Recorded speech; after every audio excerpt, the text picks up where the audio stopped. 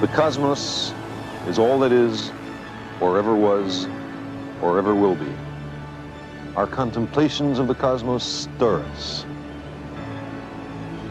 There's a tingling in the spine, a catch in the voice, a faint sensation as if a distant memory of falling from a great height. We know we are approaching the grandest of mysteries.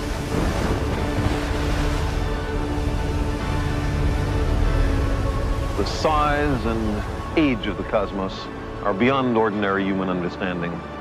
Lost somewhere between immensity and eternity is our tiny planetary home, the Earth. For the first time, we have the power to decide the fate of our planet and ourselves. This is a time of great danger, but our species is young and curious and brave. It shows much promise. In the last few millennia, we have made the most astonishing and unexpected discoveries about the cosmos and our place within it. I believe our future depends powerfully on how well we understand this cosmos in which we float like a mote of dust in the morning sky. At some point, you've got to say, what's the fundamental nature of reality? Are we just an accident on a small planet, a speck of dust in the junkyard of infinity? Or are we indeed the universe looking at itself?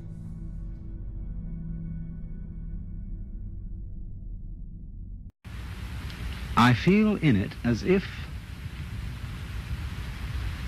in the same way when you see a flower in a field, it's really the whole field that is flowering, because the flower couldn't exist in that particular place without the special surroundings of the field that it has. You only find flowers in surroundings which will support them. So in the same way, you only find human beings on a planet of this kind, with an atmosphere of this kind, with temperature of this kind, supplied by a convenient neighboring star. And so, just as the flower is a flowering of the field, I feel myself as a personing, a manning, a peopling of the whole universe. In other words, I seem, like everything else, to be a center, a sort of vortex, at which the whole energy of the universe realizes itself, comes alive. A sort of aperture through which the whole universe is conscious of itself.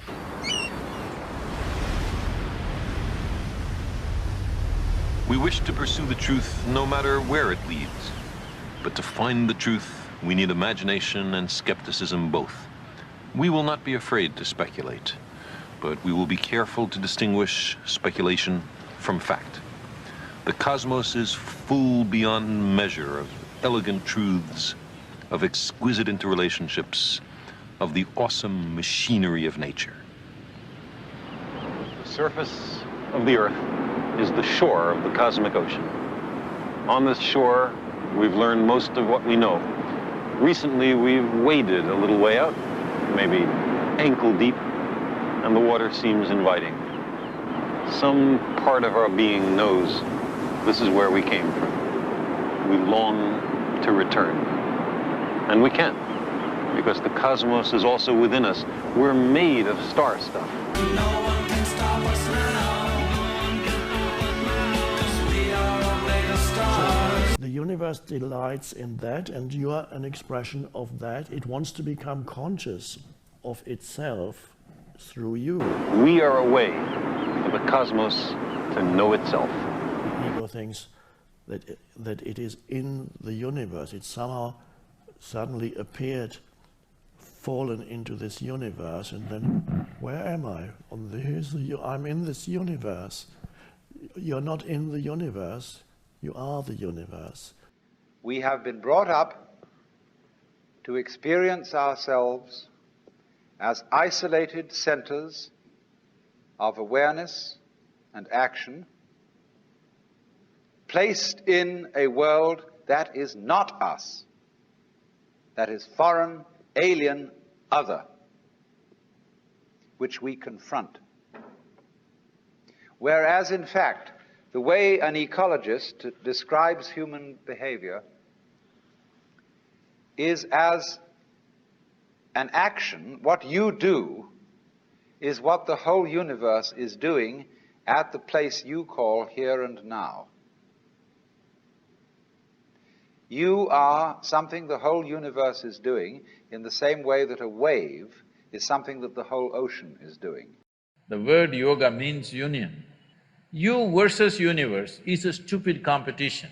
If you have any sense, you don't compete with the universe, because you're a small speck in this universe. How do you compete? This is not what you might call a fatalistic or deterministic idea. You see, you might be a fatalist if you think that you are a sort of puppet which life pushes around. You are separate from life, but life dominates you. That's fatalism.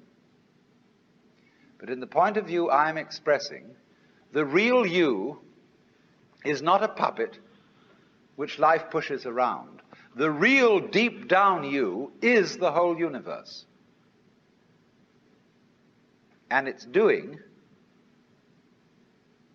your living organism and all its behavior. It's expressing it as a singer sings a song. Yoga means you obliterated the boundaries of your individuality.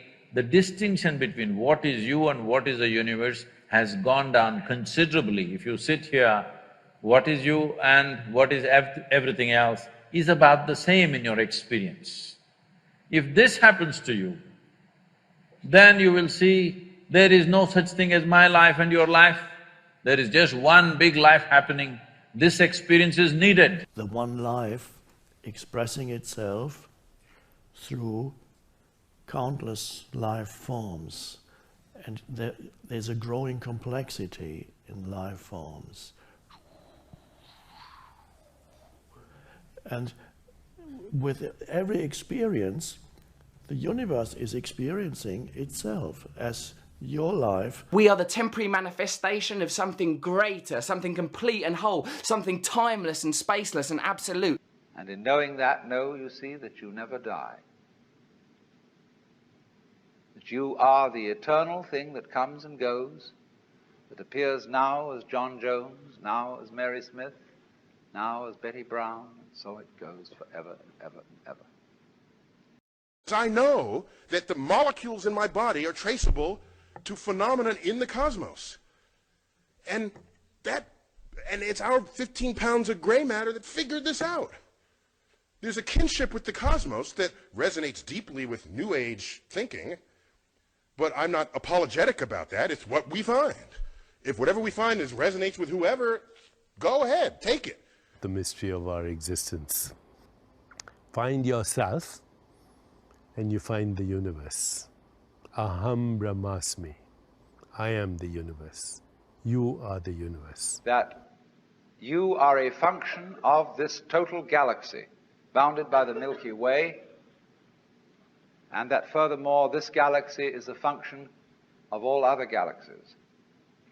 And that vast thing that you see far off, far off, far off with telescopes, and you look and look and look, one day you're going to wake up and say, why, that's me. That it's not simply, as Carl Sagan has said, we are star stuff, but there's a more poetic and I think more accurate way to say it. It's quite literally true that we are stardust. In the highest exalted way one can use that phrase. And so I feel, and I use words, I bask in the majesty of the cosmos. I use words, compose sentences that sound like the sentences I hear out of people who had revelations of Jesus, who go on their pilgrimages to Mecca. There's some commonality of feeling, and as far as I can tell, if you let them know that it's not simply that we're in the universe, but in fact, given the chemistry of it all and the nuclear physics of it all, not only are we in the universe is in us. There's a lot of cosmos out there, but there's a lot of cosmos in here too. And I don't know any deeper spiritual feeling than what that brings about. Vision of a universe of unimaginable magnitude and inconceivable violence. Billions upon billions, literally, of roaring thermonuclear furnaces scattering from each other, each thermonuclear furnace being a star, and our sun among them. Many of them actually blowing themselves to pieces, littering the outermost reaches of space with dust and gas, out of which new stars with circling planets are being born right now. And then from still more remote distances beyond all these, there come murmurs, microwaves, which are echoes of the greatest cataclysmic explosion of all, namely the Big Bang of creation, which according to recent reckonings must have occurred some 18 billion years ago. That's where we are, kiddo. And to realize that, you realize how really important you are, you know. One little micro bit in this great magnitude. And then out of that must come the experience that you and that are in some sense one, and you partake of all of that. Because you see underneath the superficial self, which pays attention to this and that, there is another self, more really us than I. And if you become aware of that unknown self, the more you become aware of it, the more you realize that it is inseparably connected with everything else that there is. The universe delights in creating this multiplicity of forms, and it delights in experiencing itself through all those forms. Scientists are beginning to talk quite openly about the Gaia principle. There you are, the whole planet as an organism. Mother Earth. And you see, if you will think of ourselves as coming out of the Earth, rather than as being thrown in here from somewhere else, you know, thrown out of the Earth, we are the Earth. We are the consciousness of the Earth. These are the eyes of the Earth. And this is the voice of the Earth. What else?